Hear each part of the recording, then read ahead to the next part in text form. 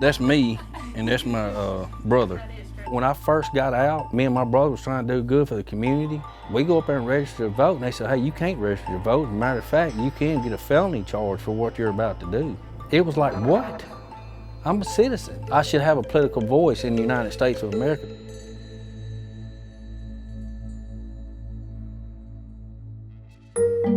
I have a huge family. I adopted some children. I'm a licensed foster parent out of Union County. I've got 9 kids. I got 2 already in college, thank God. This is my beautiful wife right here. Hey, and it's snowing! Yay! I think it is ironic, you know, hey, you're working for a government, but the same government that wants you to vote. You're a Pee Wee football coach. I got 430 kids that I mentor and coach. I'm proud of you, so you're gonna get to go to the game because you got all your AR points. Oh, that's good. See, that's what it takes. For a long time, I was ashamed to tell my kids. They're like, Daddy, are you not gonna go vote? And some of them actually asked me, hey, can we go with you to vote? We wanna see. And then I have to tell them, no, I can't vote. Blood pressure down. Where's she at now? I think I saw her at the clinic earlier. Since I've been out, I ain't even had a speeding ticket since then. I hadn't done nothing. I have dedicated myself to the state of Mississippi, to the children, to the community. Oh, they did cancel the basketball game? Oh, that's probably what it was. Yeah. Where y'all want to eat supper tonight? Life in prison was very hard. I was ashamed. I have done let my community down, my mother down. I done let my family down. But I had my brother there the whole time. Me and him was never separated. We spent the entire time there together, so that helped a lot. We really wanted to get out and make good and let people know that that's not who we was. So we joined the local fire department up here. And it was mopping floors and doing anything that we can do to give back to the community. We just kept climbing the ladder, and I wound up being the chief of that fire department. We went and tried to vote, and they said, hey, you know, you got to register to vote. And then, so we go up there and register to vote, and they said, hey, you can't register to vote. As a matter of fact, you can get a felony charge for what you're about to do. It was like, what? I'm a citizen.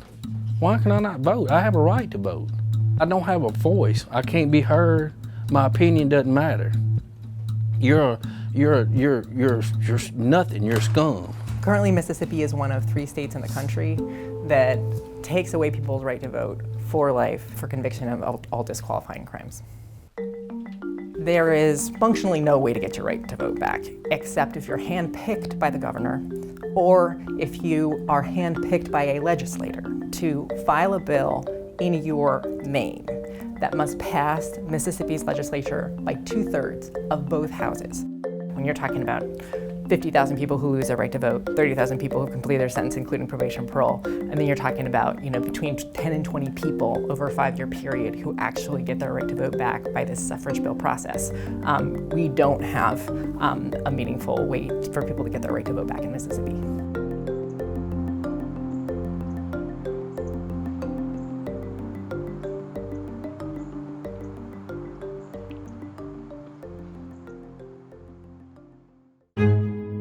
White people who had been in political power and who were in political power sought to consolidate white political power.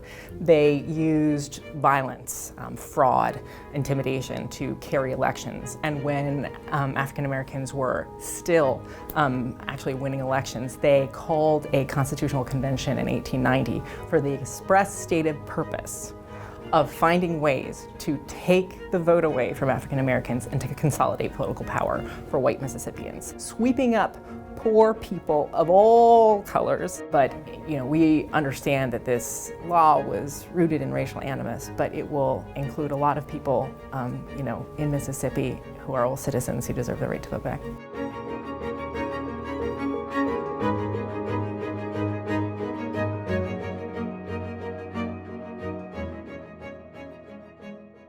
We are still in the midst of trying to chip away at the 1898 Constitution, which Mississippi then exported to other southern states, to the northern states, along with the Great Migration, with a lot of people who became fearful of African Americans gaining political power. But the main fight is to educate people about what these voting bans are, where they come from, why they're un-American. They're absolutely unconstitutional, but people can change these voting bans at the state level, and they ought to, because the states are the people that took a carving knife to their own constituency.